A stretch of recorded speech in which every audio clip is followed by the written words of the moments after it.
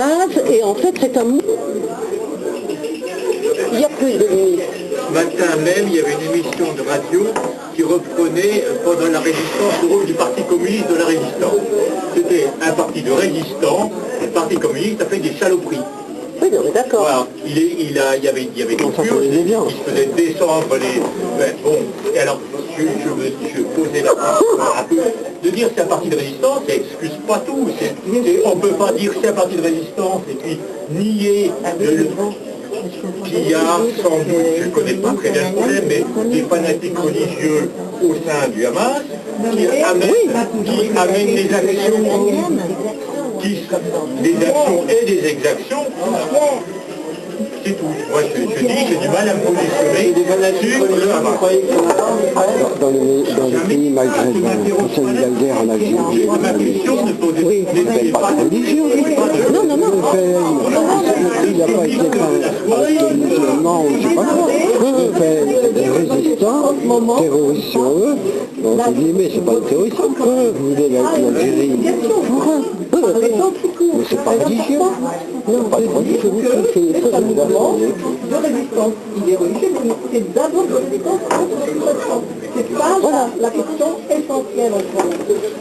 Je vois les déclarations de je ne sais plus quel rabbin fanatique d'Israël qui bénissait les troupes qui rentraient dans Gaza en leur expliquant que c'était Dieu qui tenait leurs bras et que de ce fait ils avaient le droit de tuer des femmes, des enfants, des bébés, des vieillards, que c'était parfaitement légitime et que Dieu leur permettait cette action.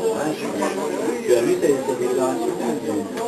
C'est un rabbin officiel de l'armée, un aumônier, voilà, je cherchais le terme, un aumônier de l'armée israélienne, tout ce qu'elle officielle, qui expliquait ça au soldat.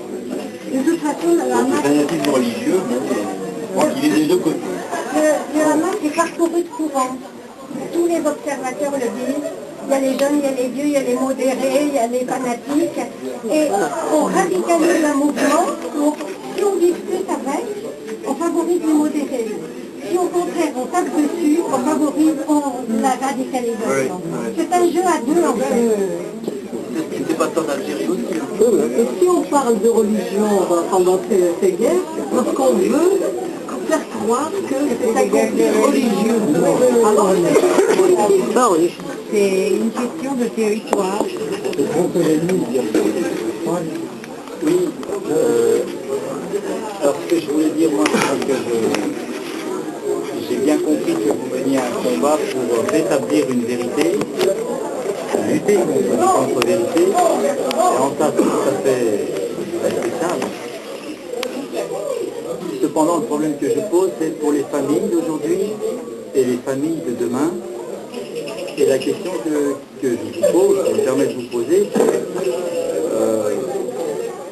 quelles seraient les solutions pour vous, pour que les enfants de demain, qu'ils soient israéliens et palestiniens, puissent grandir ensemble dans l'harmonie, si vous voulez.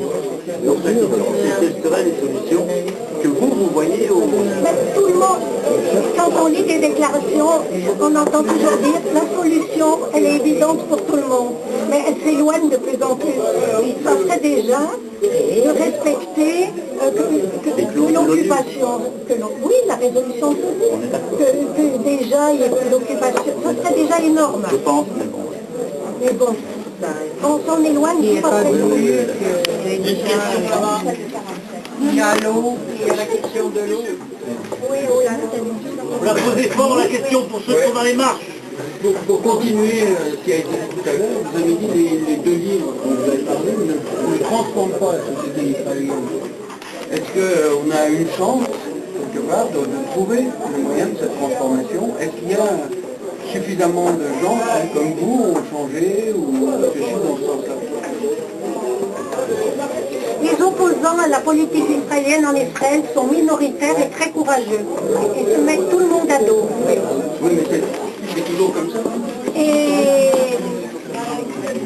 ce qui pourrait changer, déjà, c'est l'attitude des Américains dans les cas-là. parce que c'est fondamental. Ils donnent de l'argent pour l'armée, ils donnent de l'argent. Il paraît que l'aide économique a été supprimée cette année, c'est tout récent. Mais c'est dû à la crise, je pense, c'est pas dû à une politique, je sais rien. En tout cas, l'aide militaire subsiste, l'aide diplomatique subsiste. Et ça serait d'un poids énorme. Chaque fois que les Israéliens se sont arrêtés dans une guerre ou n'importe quoi, c'est quand les Américains disaient stop. Et puis il y a une deuxième solution. Moi je me dis toujours, un jour les Israéliens vont faire quelque chose de tellement abominable que la population va réagir. Mais apparemment, avec le Galak a été déjà abominable. On est tous à espérer un gros traumatisme de la population israélienne qui viendrait à faire tourner. Mais pour l'instant, il n'y a pas eu.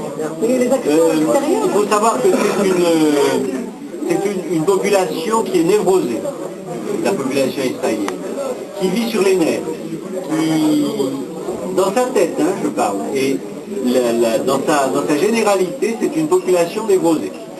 Et donc, c'est une population qui est apte à une transformation rapide et radicale de son mode de pensée. Pour l'instant, cette transformation rapide et radicale de son mode de pensée s'est faite dans le mauvais sens. Il n'est pas interdit de penser qu'elle puisse un jour se faire dans le bon sens. Mais c'est hypothétique. Pour vous répondre, moi je mettrais d'autres conditions à la paix pour les enfants, enfin un avenir pour les enfants, c'est la désionisation de l'État d'Israël, qu'il soit plus sioniste, qu'il perde son caractère juif, voilà. Que ce soit un État vraiment laïque. Si cette condition n'est pas remplie, pour les raisons que j'ai expliquées tout à l'heure, je ne suis pas optimiste sur l'avenir. Et la deuxième clause que je vois, c'est le respect du droit international. Voilà. Et ça, pour l'instant, personne n'est en mesure de faire respecter à l'État d'Israël le droit international. Mais basique, enfin. Voilà. La reconnaissance... oui, minimal, je crois.